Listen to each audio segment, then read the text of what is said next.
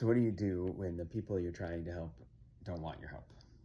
When you're trying to offer support and whatever gifts you are able to a group of people or an organization or a nonprofit, and they say thanks but no thanks.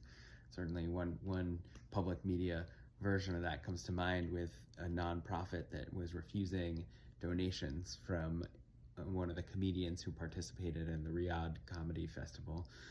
We're of course looking at a local case study about a haunted house near our church that their display this year evokes ableism, racism, xenophobia, anti-Semitism, through imagery that conjures up lynching and concentration camps and, the criminalization of mental health. Many of you have caught up to the news that the Police Activity League of Hamden has rejected any donation associated with this haunted house event and has already returned funds that had been pre-donated. So what do you do? How do you process this when the thing you're trying to support says this is actually causing more harm? And is it causing harm? Let's dig into it. So Police Activity League of Hamden is one of the Hamden Police Department's experiments or attempts at community policing. We need a whole nother series of videos to talk about community policing, but what I'll say in here, let's just assume that there is a version of community policing that does help mitigate the histories and ongoing violence of racism and other bigotries in our society and in our law enforcement structures. There are really two facets to community policing. That's one, when the police want the community to learn more about the police, to get the community to trust the police, get the community to know the police. But if that's the only goal, it's not community policing, it's just marketing, right? Community means relationship. Relationship means a two-way street. So if your only goal is for the community to get to know the police, that's not community policing, that's marketing. If you have the second piece, right, then maybe you could make the argument that it's community policing, and that second piece is for the police to get to know the community. For the police to be more ingrained in the community, to see them, see our neighbors not as the enemy, but see our neighbors as neighbors.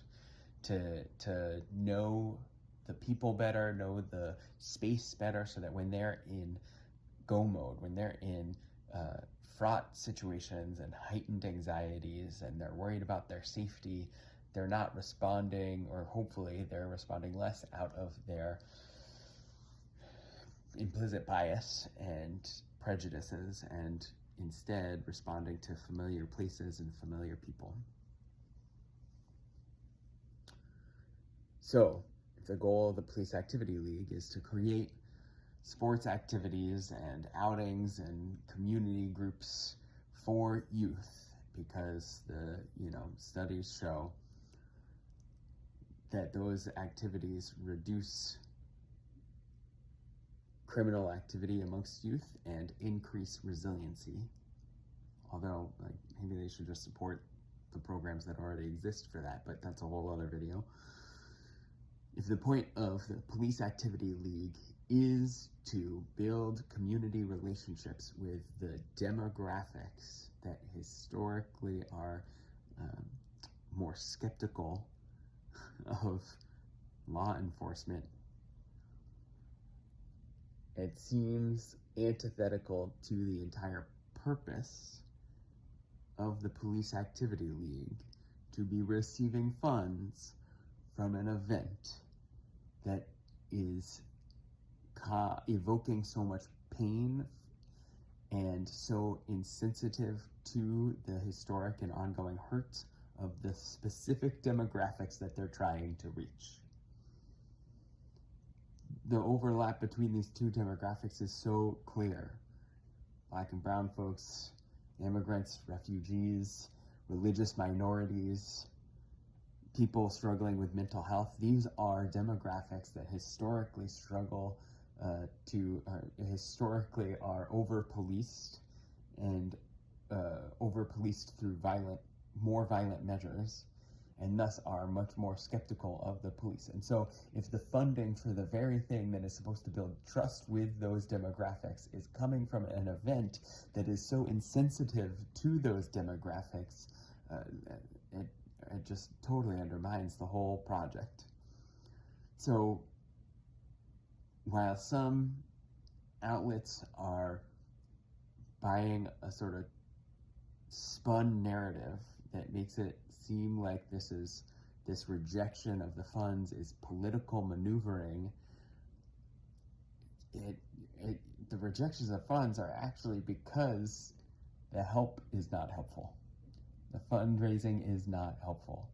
The fundraising is replicating the harm that the organization is striving to repair. So what do we do when we realize, or when we're told, that the thing we're trying to do to help is actually more harmful than helpful? I hope that when that happens, I am open to hearing that out and willing to change course, or at least acknowledge that feedback and commit to trying to do better next time.